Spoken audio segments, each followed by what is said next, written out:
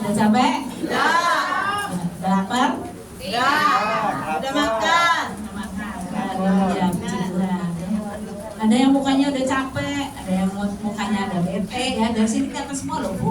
Coba senyum semua Bapak Ibu. Oh senyumnya disuruh ya, tulus nggak dari hati nih senyum? Tulus. Saya selalu bersuka cita kalau ada di sini. Saya cita pada jemaat di Halulis. Riuh rendahnya Bapak Ibu semua yang memuji Tuhan yang memberkati saya luar biasa ya. Nah saudara yang terkasihi, kita tadi nyanyi soal penderitaan ya. Ada banyak ini ya, kagumi yang tadi juga soalnya ada penderitaan ya. Nah sekarang penderitaan itu gimana nih efeknya sama kita ya, kita pengen tahu ya. Nah dalam penderitaan ini kita bisa memilih mau jadi lebih baik atau mau jadi lebih buruk, bisa ya. Misalnya nih ya, ada anaknya tukang beca bisa jadi dokter di Jepang. Nah, ada ya. Tapi ada juga anak pemulung yang jadi pemabuk dan ngobat. Nah, sama-sama keadaannya kurang ya. Tukang beca sebetulnya nggak punya minyakan nggak. Ada sih tukang becanya jangan juragan beca ya. Tukang becanya nggak punya minyakan, tapi ada yang anaknya sampai jadi dokter di Jepang. Coba pemulung, ada pemulung juga. Nih di sini ada pemulung juga ya. Itu luar biasa pemulung itu. Luar kita juga pemulung ya. Pemulung orang-orang yang nggak pakai dipungut sama dia. Nah pemulung itu anaknya ada yang ngobat dan mabuk-mabukan padahal kondisinya sama. Jadi dalam satu penderitaan, satu keadaan yang buruk, itu tergantung reaksi setiap orang mau jadi lebih baik atau menjadi lebih seperti itu. Nah saudara, Daud memutuskan gimana ya? Kita akan baca dari Mazmur 119 ayat yang ke-71. Ini Mazmur yang paling panjang. Kalau kita rajin baca Alkitab ya, maka kita tahu ini Mazmurnya ayatnya ada 175, banyak banget ya. Mazmur 171 Mazmur 119 ayat 71. Ayo kita baca bersama ya. Nanti kita akan hafalkan ya supaya nggak pada ngantuk. Jadi kan ada yang sudah mulai ngantuk ya. Saya juga heran ya kalau orang kebaktian di mana-mana ya. Beban sering deh. Kalau saya begitu naik ke atas nih ya, mau khotbah nih ya, itu di belakang itu ada yang ini. Gitu. Nah saudara, kalau gereja atau perkumpulan sini senangnya di depan apa belakang? Benar, depan. Benar, bukannya milih belakang. Tahu-tahu saya itu orang-orang senangnya di belakang kan. Dia pikir di belakang itu selamat. Padahal saudara, pengkhotbahnya itu yang di depan sini niatnya ke belakang, yang depan ini nggak terlalu kelihatan nih. Di ini kalau ngantuk saya nggak tahu ya. Kalau dia tidur saya juga nggak. Tapi kalau di belakang begitu, ya ampun, sampai gini. Yang belakang tuh ketahuan banget ya. Tapi di sini senangnya depan ya. Ya, puji Tuhan, di sini depan sini ya. Oke, kita akan membaca ini Mazmur 119 ayat 71. Nanti kita akan menghafalkan bersama-sama. Siap? Matanya jangan merem dulu, baca ya. Siap ya. 1, 2, 3. Bahwa aku tidak sedikit baik bagiku, supaya aku belajar kata-katamu. Sekali lagi sama alamat. Alamatnya ada ya tadi Mazmurnya. Siap? 1, 2, 3. Mazmur 119 ayat 71. Bahwa aku tidak sedikit baik bagiku, supaya aku belajar kata-katamu. Sekarang dari sana. Lihat sini, lihatnya ke sini nih yang cantik nih ya. Lihatnya ke sini ya. Jangan lihat ya. Ngintip dikit boleh ya. Siap ya. Angkat ya. 1, 2, 3. Mazmur 119 ayat 71. Bahwa aku tidak baik bagiku, supaya aku belajar kata-katamu. Ibu yang Tuhan dulu. Haleluya. Supaya yang ngantuk bangun ya. Ini ibu-ibu ngantuk udah sebelah sini. Udah ngantuk belum? Belum. Ya oke ya. Siap ya. Jadi kita lihat Daud itu bilang kalau aku tertindas itu baik. Emang enak kalau tertindas? Saya tanya sama saudara. Emang enak? Ada yang suka tertindas di sini? Ada yang mau tertindas? Ada yang senangnya ditindas? Ditindas suami mau? Ditindas bos mau? Ditindas anak? Tapi ada ya yang kayak gitu ya? Ya ada. Oke ya. Jadi kata Daud, kalau aku tertindas tuh aku baik, senang, supaya aku belajar ketetapan. Ketetapan Tuhan itu apa ya? Artinya apa? Ketetapan Tuhan. Artinya itu adalah firman, supaya aku belajar firman Tuhan. Nah ya, saya tadi juga baru ngomong Ibu Lilis ya. Di penjara itu adalah sekolah yang terbaik buat aku. Tertindas tuh baik buat aku untuk belajar firman Tuhan. Di situ aku itu bisa sekolah lagi ya, sekolah teologi ya. Kalau di rumah praktek terus tidak bisa sekolah teologi ya, boro-boro ya. Karena pasien saya itu banyak banget ya. Jadi boro-boro gitu loh ya. Mau belajar, mau sekolah, wah bisa agak tidur. Tapi berhubung di penjara jadi sekolah. Keluar penjara tinggal bikin tesis, tamat ya, S2 ya. Haleluya. Nah, saudara terkasih, jadi kita ini tahu dalam hidup ini selalu ada penderitaan. Ya, kenapa? Karena kita tahu tubuh kita ini cuma kemah. Jadi manusia punya banyak masalah dengan tubuh ini. Ya, misalnya kemah ya, tahu ya. Kemah yang benar tuh, kemah yang itu, kain itu bisa sobek nggak? Bisa ya. Bisa itu terbangkan angin? Bisa juga. Kalau misalnya kita tublus gitu, langsung sobek nggak? Sobek ya, seperti itu ya.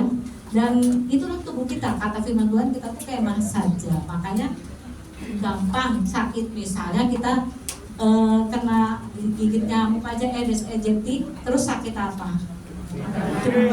Pintar semua di sini ya, kok tahu sih ya nyamuk Aedes aegypti, iya kan? Oh ya pintar semua. Nah jadi langsung dalam darah, nyamuknya nggak kelihatan, tinggal gatalnya sedikit, langsung ngantuk. Ada lalat yang bikin ngantuk, lalat tidur tuh, penyebab tidur ada ya. Nanti yang di sini yang tidur jangan alasan digigit lalat ya. Oke ya, jangan ya. Oke. Jadi kita lihat bahwa tubuh kita itu punya banyak masalah ya. Kita bisa sakit segala macam ya. Kalau udah tua ya mau nggak mau ya, udah kayak orang muda kan. Jalan juga nggak bisa buru-buru ya. Tadi di sana saya bareng sama ibu-ibu juga naik tangga. Ini angin naik tangga ya. Saya bilang ya. Miring kalau naik tangga tuh ya, kalau tua-tua tuh. Kalau naik tuh jangan langsung gagahan tuh, tapi miring aja biar bisa satu-satu ya, bisa kakinya dua-dua, bisa satu langkah. Selamat nantinya. Nah, ibu-ibu, bapak-bapak ya, kita semua sini ada yang muda nggak yang di bawah 30? Banyak, ada. Bawah 30 ya itu dia ya. Sana yang depan ya, yang belakang-belakang ada. Oh itu dia ada ya, wajah dari 30 banget, 20 juga belum ya. Nah, saudara, haleluya, sudah cari Tuhan ya, nah, kita nggak bisa saingan sama mereka yang nggak bisa. Jangan gagahan ya. Karena tubuh kita memang sudah agak berubah. Modelnya kayak selang di rumah, kalau dipakai lama-lama itu gimana? Molor, jorok, apa segala macam ya. Rumah juga lama-lama gimana rumah? Lama-lama posor, kadang-kadang ada rayap juga ya. Saya waktu itu bersihin rayap di rumah, aduh sampai jaga sekarang ya. Rayap itu bisa 40 juta sendiri benerinnya. Kesel banget itu ya. Nah itu seperti itu, udah dicek segalanya. Tubuhnya itu kemah kita itu. Kenapa kita kayak gitu? Ya karena dosa. Kita tahu karena waktu dulu tubuhnya tuh super.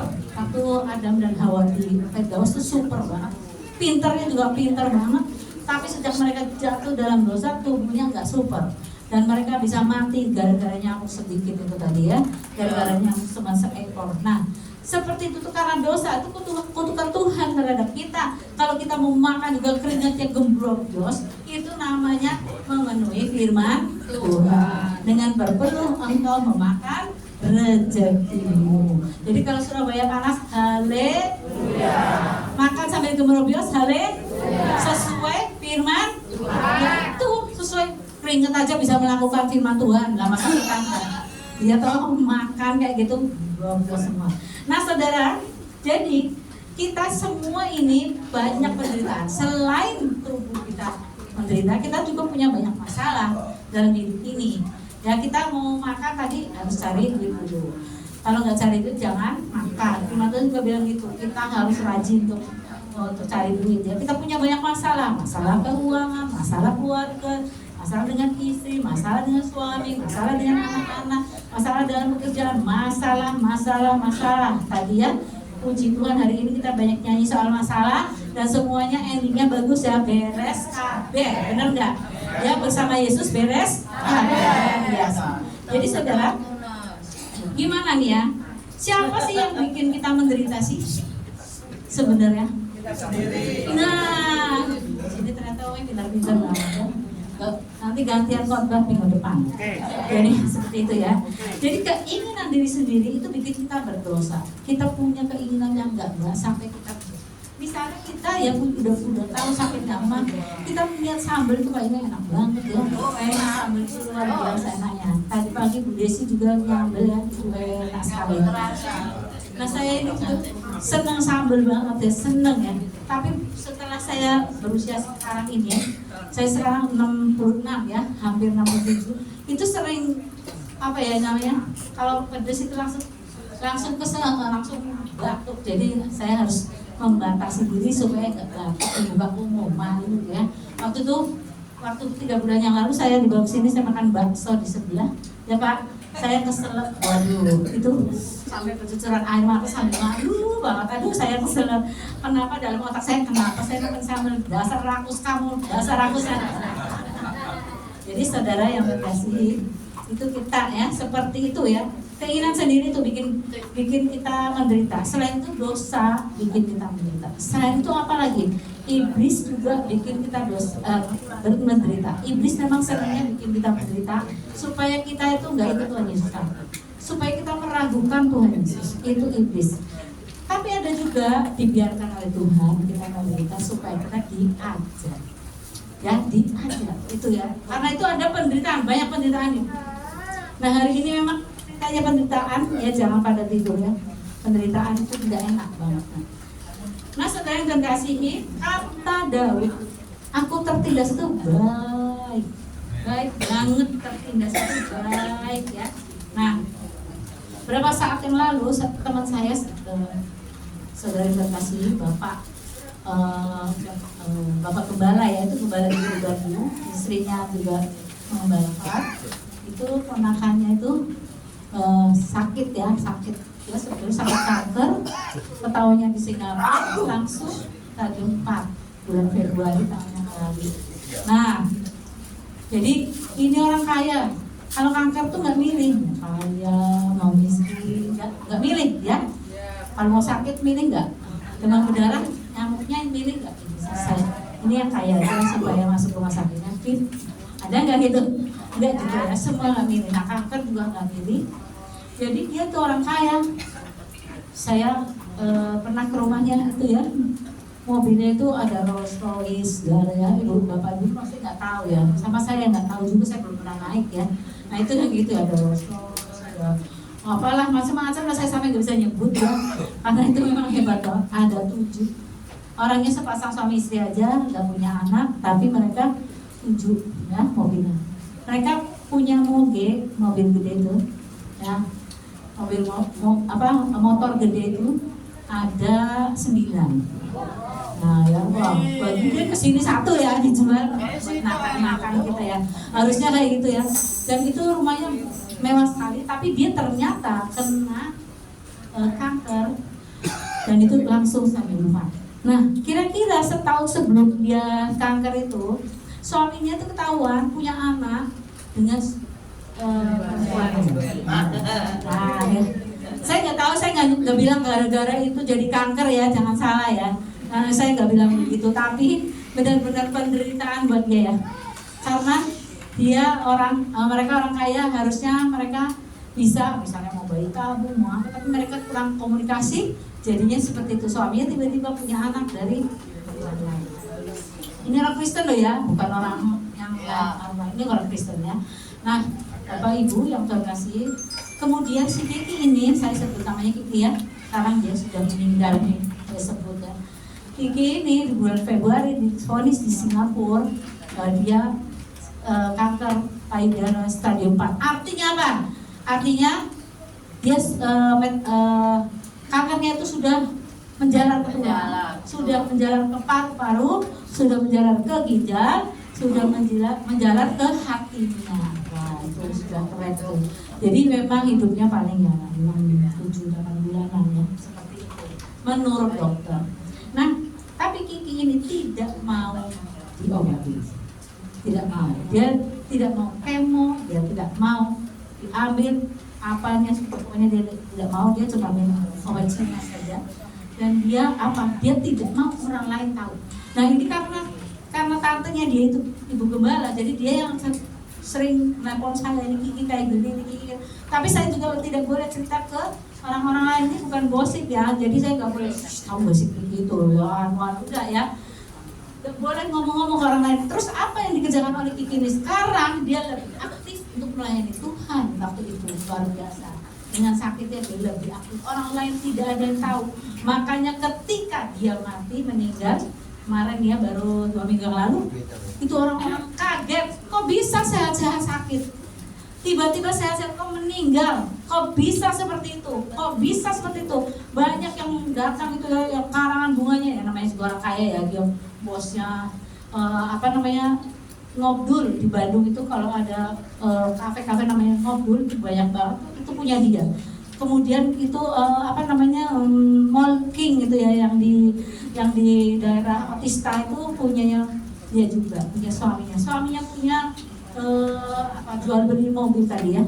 Dan luar biasa, dia tidak ngomong ke siapa-siapa, dia menyiapkan diri untuk pulang ke rumah Tuhan. Nah, kalau saudara sekalian dikasih tahu dokter, hidup kamu udah tinggal 3 bulan, mau ngapain ya? Gimana? Doa. Benar. Gantung ya. Hidup tinggal 3 bulan. Aduh, saya pulang Amerika, saya harus dapat Amerika ya. Saya mau jalan mana ya? Kok tinggal 3 bulan ya? Saya mau ke Bali, saya Bali. Belum lihat. Saya mau ngabisin duit, rumah saya jual, saya jalan-jalan. Saya pernah nonton film itu, ada ibu-ibu dikasih tahu dokternya tinggal 3 bulan umurnya. Terus dia jual rumahnya, jual apa itu, keliling dunia ya. Setelah hampir selesai, duitnya habis. Setelah mau selesai duitnya nih, ternyata dikasih tahu oleh dokternya, salah tadi tuh, itu sudah main. Jadi dia masih sehat. Lalu sudah nggak punya apa-apa nih, sehat-sehat ya. Udah keliling-keliling, udah habis duitnya ya.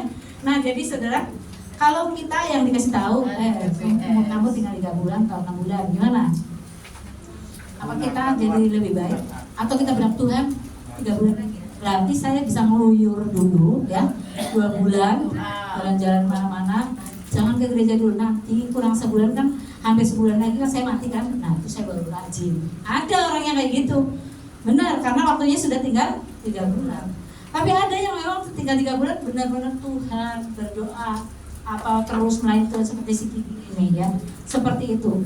Saya juga ingat anak-anak saya Rinda itu, dia tuh orang sakti, saudara. Orang sakti karena dia itu karunianya kepasan, itu setan semua takut sama dia. Orang mati takut, soalnya nggak ada di Harvard terkenal dia di antara setan-setan. Dan maksudnya seperti itu ya.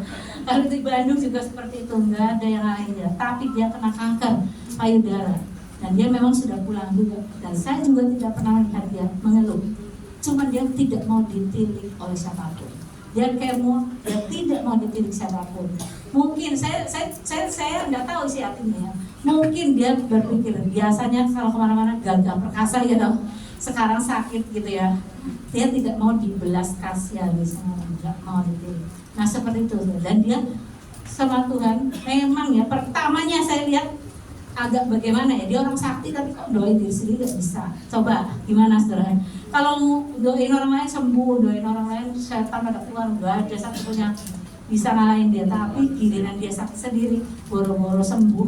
Nah saudara, tapi dia memang pertamanya diam-diam ya. Belakangan saya ngeliat itu dia rajin sekali baca kitabnya, penyembahannya segala macam, siap dia ya.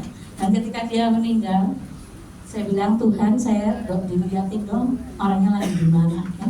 Jadi dia hari ini meninggal, besok paginya saya lagi lihat, saya lihat Tuhan Yesus di sana jalan sama dia, saya lihat punggungnya ya.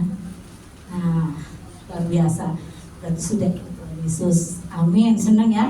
Dia segininya Tuhan Yesus nih. Kayak anak kecil dituntun ke sana, punggungnya kelihatan. Nah, saudara, itu satu penderitaan buat dia. Nah, sekarang penderitaan buat saya ya, kalau buat penjara sudah lah ya, selesai ya. Itu cuma penderitaan yang semua orang juga tahu. Nah, saudara, tahun 2018 ya, bulan Desember itu, suami saya itu nggak sakit, kesenggol kereta api. Nah, gimana? Kesenggol sama kereta api gimana?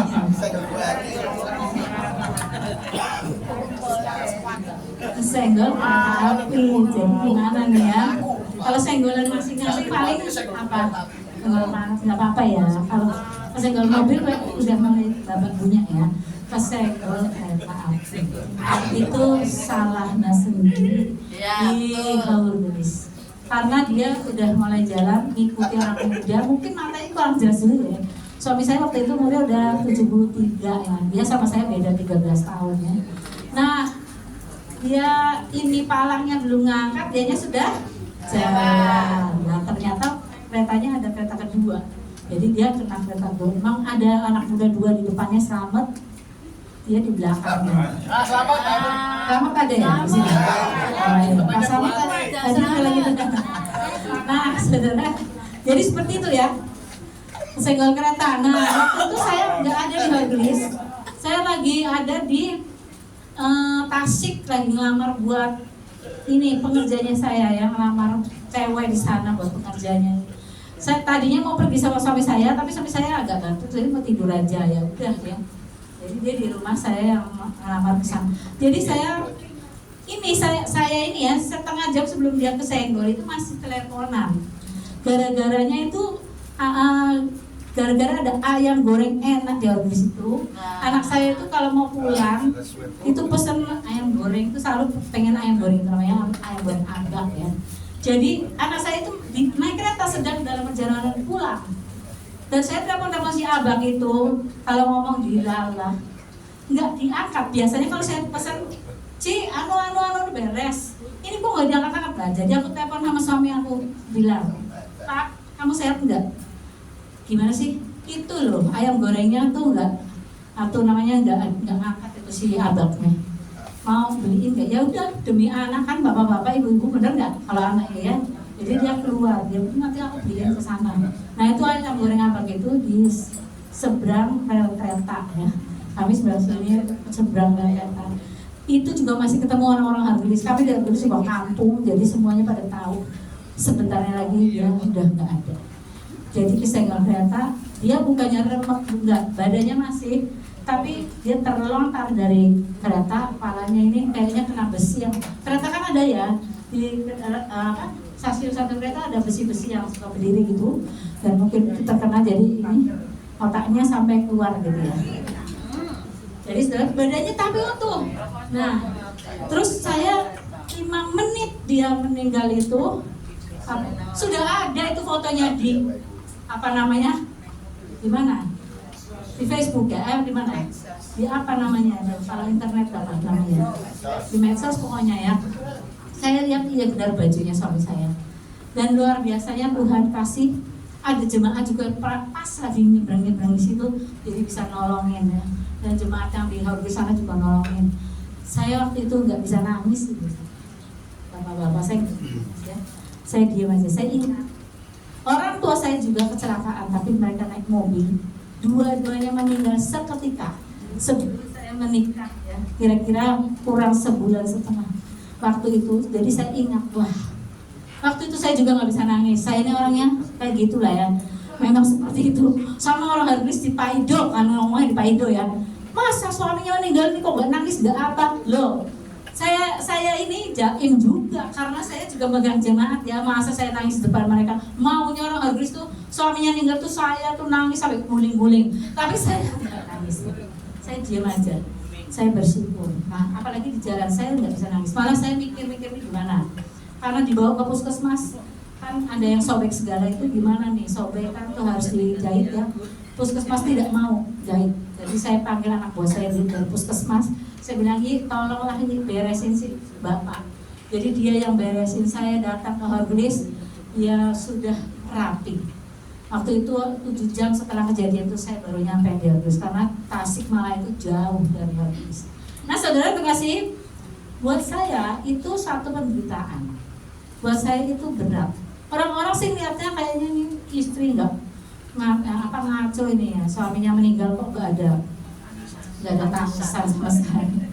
Mereka nggak tahu saya nangis itu mereka nggak tahu, saya nggak pernah ya menunjukkan tangisan di depan orang-orang, paling berkaca-kaca aja. Saya bilang ya udah Pak, selamat jalan, nanti aku juga akan nyusul, saya bilang. Tapi malam itu sudah saya tidak bisa tidur sama sekali ya, nggak bisa tidur. Itu jenazah sih ditungguin sama cucunya segala ya. Anak-anak saya itu pulang itu hanya nunggu, akhirnya ketemu mayatnya papinya aja. Dia papinya meninggal tuh jam 1 ya. Anak-anak saya setengah 2 nyampe di Hercules dari Jakarta. Dan itu mau Natal tanggal 22, dan itu luar biasa ya. Nah saudara yang terkasih, saya nggak bisa tidur sama sekali, saya nggak bisa sudah sama sekali. Dan ada di hati saya juga, aduh, kok ninggalnya kok serempet kereta ya, kok karena kesalahannya sendiri ya. Kecuali kalau ini palang yang udah diangkat ternyata masih ada kereta lain ya, pasti itu beda ceritanya. Tapi ini kok ngelanggar ya, padahal nih khotbah ini saya nih suka ngomong kalau kereta itu palingnya belum diangkat jangan berangkat. Lah kok suami saya udah gitu di Hercules saya ya ada malu, ada tertekan, menderita sekali. Kok suami saya kok bisa kayak gitu ya, kok bisanya, saya pikir aduh. Waktu itu cucu saya ya, cucu anak saya itu Abdiel, sudah janjian mau dijemput si opanya ini ya, opanya ini sayang banget sama si cucu satu itu, udah janjian dan dia terpaksa pulang sendiri jalan kaki dengan nangis ya. Itu kesayangannya opanya sih. Nah jadi saudara, saya berpikir gimana ya, saya menjaga mata saya nggak bisa nangis, tapi saya juga merasa sangat tertekan. Dan lucunya, kalau mau lucu ya, bukan lucunya ya, ini hati saya ini di dalam sini ada yang nyanyi terus sampai pagi. Saya nggak nyanyi, kenapa nih ada yang nyanyi di sini? Bukan nyanyian dunia loh, nyanyian begini-begini lah ya, yang kita sering nyanyikan untuk memuji Tuhan, untuk menyembah Tuhan. Ada yang nyanyi, saya nggak nyanyi, saya diam aja, saya nggak bisa berdoa, saya nggak bisa ngapa-ngapain. Tapi ada lagu yang terus mengiang-iang di hati saya, terus sampai mana. Nah itu yang menguatkan saya. Nah itu penderitaan buat saya. Sudah itu 1 bulan setiap pagi saya nangis. Orang-orang nggak ada yang tahu. Biar si Linda itu masih hidup ya waktu itu ya, yang tadi saya bilang kanker itu, dia nggak tahu kalau saya nangis. Setiap pagi saya nangis. Saya berdoa tuh sambil nangis, Tuhan gimana. Nah sudah hari ke-30, Bapak Ibu yang terkasih, Linda itu bilang sama saya, dia tuh selain orang sakti ya, dia karunianya mimpi ya. Dia bilang gini, Mami, Linda mau ngimpi ya, rumah ini kok banyak orang jualan ya. Iya banyak banget orang jualan, rame, jualan banget, apa aja sini tuh rame. Ini ada, ini lagi sih suami saya di situ juga. Wah, banyak orang jualan rame. Langsung saya ngerti, aduh, karena saya nangis terus tiap hari, saya undang setan, undang orang mati ya masuk ke rumah saya ya. Jadi itu tidak baik buat saya. Kemudian saya berdoa. Nah, ketika saya berdoa, saya singkirkan semua ini, orang-orang mati semua ini, sudah saya usir-usir semua ya. Pokoknya tidak boleh ada di sini ya, nggak bisa. Terus saya berdoa lagi, besoknya saya berdoa lagi, penglihatan saya dibuka Tuhan. Suami saya berdiri di sini, ini ada malaikatnya. Terus Tuhan bilang sama saya, kamu ini kok nangis setiap hari, kayak orang nggak berpengharapan aja. Suamimu tuh sudah enak, sudah nggak ada capeknya lagi, sudah nggak ada orang yang marahin dia ya, nggak ada orang yang bermasalah dengan dia, nggak sakit. Suami saya tuh nggak pernah sakit saudara. Dia memang luar biasa ya, dia fit, makanya memang dia doyan apa sih, babi nggak doyan, sapi nggak doyan, ya kan. Mau ayam Itu gara-gara tadinya ayam doyan, tapi gara-gara saya pindah ke Hogelis dibayar sama ayam, saudara. Ada pasien masih ayam, nah terus ayamnya itu sama dia dikasih jagung. Lah sebentarnya lagi digorok sama pembantu saya ininya, di sini masih ada jagungnya. Terus dia lihat, wah ini ayam barusan dikasih jagung udah digorok. Sejak itu nggak makan ayam, saudara. Iya tuh seperti itu ya, jadi nggak tega gitu ya. Terus sekalinya lagi nganter anak saya sekolah di Bandung sana, dia tadinya masih dengan kodok, di situ ada orang jual kodok. Kan dia kan kalau kodok kan dijualnya kan serem kan, cet gitu ya. Sudah nggak makan kodok. Terus saya bilang sama dia, sudah ya, jangan lihat cara orang matiin ikan, nanti kamu nggak ikan lagi, repot kan. Nanti ikannya digebuk, dianya aduh kok saya gimana ya. Nah saudara, suami saya tuh gak pernah sakit, tapi dia meninggal dengan saya gitu. Kata Tuhan, sudah gak capek kan dia, sudah kamu kenapa nangis. Dan saya lihat ketika itu, saya lihat dia naik di bawah malaikat tuh ada satu pintu yang besar terbuka di sana, dan suami saya masuk. Di sana ada banyak orang ya. Saya nyoba-nyoba lihat-lihat, ada nggak kenalan saya di sana ya? Tapi ternyata di sana cuma nakut-nakut aja, ada berdiri, ada yang panjang, ada yang apa ya. Di sana banyak banget tuh ya penuh. Dan itu satu tempat yang sangat menyenangkan. Sejak saat itu saya tidak nangis lagi. Nah, saudara yang terkasihi, penderitaan itu selalu ada dalam hidup kita. Ada ya. Kalaupun kita orang sakti, kalaupun kita orang yang sungguh-sungguh pada Tuhan, kalaupun kita melayani, itu bukan berarti tanpa masalah. Selalu ada masalah. Cuma ketika ada masalah, Tuhan memberikan jalan keluar.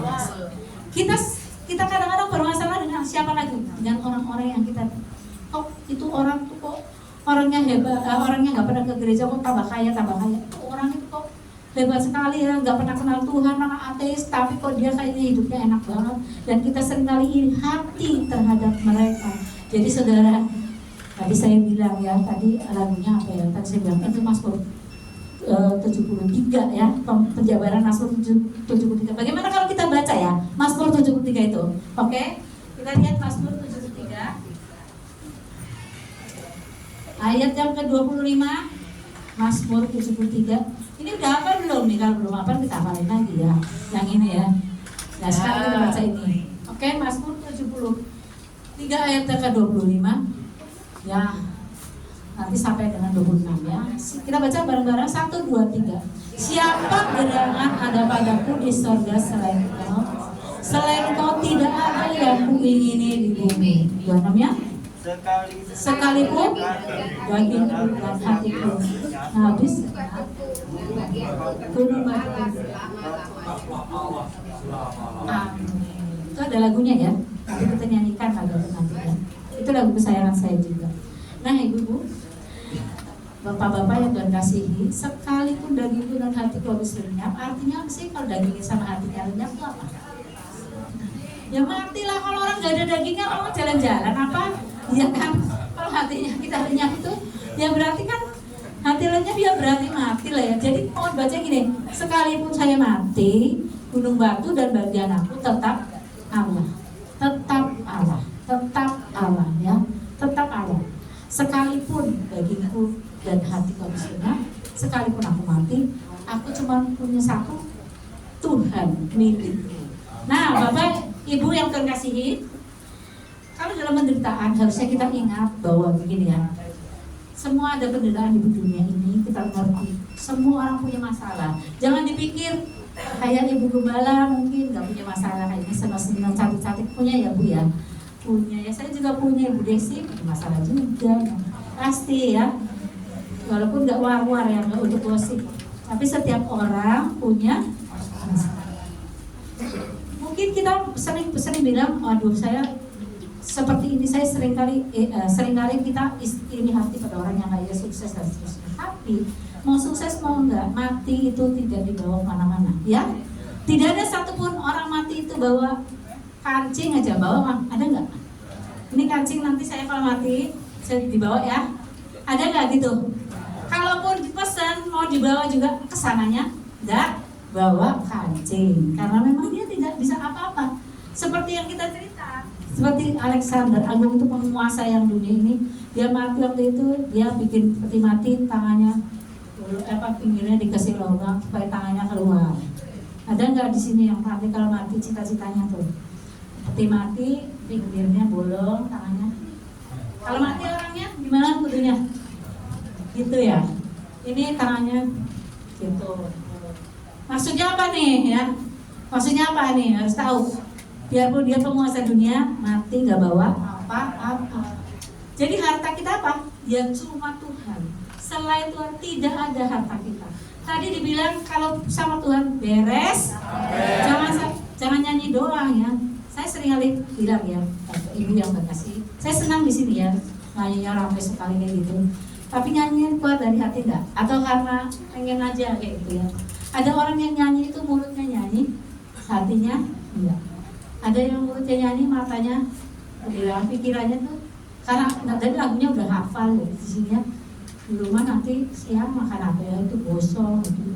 Ini kesini suami nanti rumah gitu, ini pikirannya kemana-mana ya.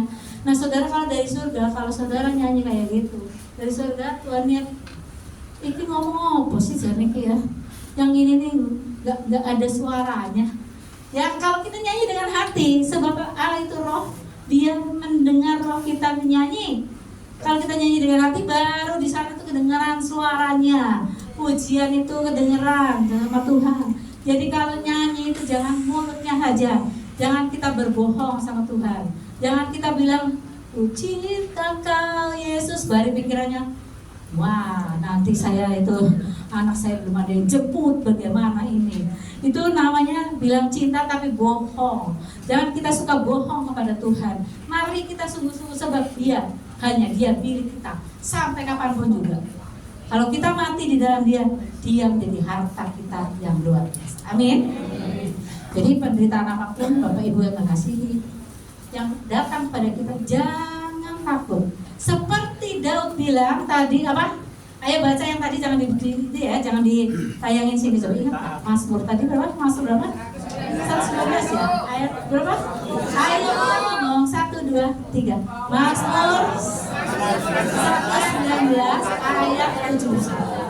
Terus bahwa supaya ya, coba lihat yang belakang ini, yang tengah-tengah ini belum ya, masih kantuk ini. Ulangi ya, Mazmur 119 1, 2, 3. Mazmur 119 ayat 7.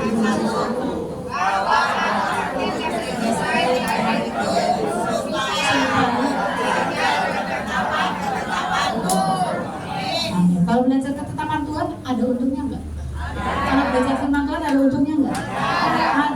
Ya, Yesaya 48 ayat 18 bilang, kalau kamu memperhatikan perintah-perintahku, maka apa tuh?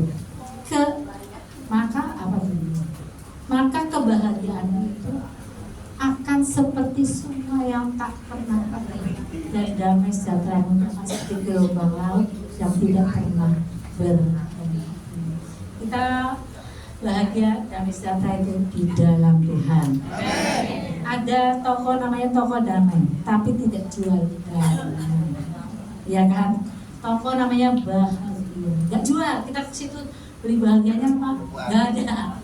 Bahagia itu datangnya dari Tuhan, damai itu dari Tuhan. Jadi kalau kita belajar ketetapan firman Tuhan itu semuanya beres, karena kita bahagia dan damai sejahtera. Beres kami. Coba bilang sama kanan kirinya, bersama Tuhan beres kami. Beres kami dengan Tuhan. Haleluya. Mari kita tepuk tangan Tuhan. Kita akan nyanyikan lagu itu tadi ya. Selain Kau tidak ada yang lain, bisa ya. Selain Kau tiada yang lain. Kita ngomong nyanyinya jangan bohong ya. Artinya apa? Dari dalam hati. Kita jangan bohong. Nyanyi itu harus dari dalam hati. Yang atau pada mulai sekarang. Yuk. Engkau adalah tetap milik kami satu-satunya, harta buat kami. Engkau Tuhan. Terima kasih ya Tuhan. Makasih untuk firman-Mu pada siang hari ini. Biarlah itu boleh tertanam dalam hati kami semua yang hadir, akan berakar, bertumbuh dan berbuah dengan baik. Hamba mau mengklaim semua orang yang hadir di tempat ini akan mengerti tentang Engkau, mengerti kasih-Mu yang ajaib, mengerti bahwa harta satu-satunya adalah Engkau. Penderitaan boleh ada, tetapi kami akan bilang, Tuhan, bersama Engkau beres kabeh. Jadi makasih Tuhan, hamba mau berhenti bicara, tapi firman-Mu itu akan kita tinggal di dalam hati setiap kami percaya pada siang hari ini. Di dalam nama Tuhan Yesus, kami berdoa dan bersyukur bersama-sama.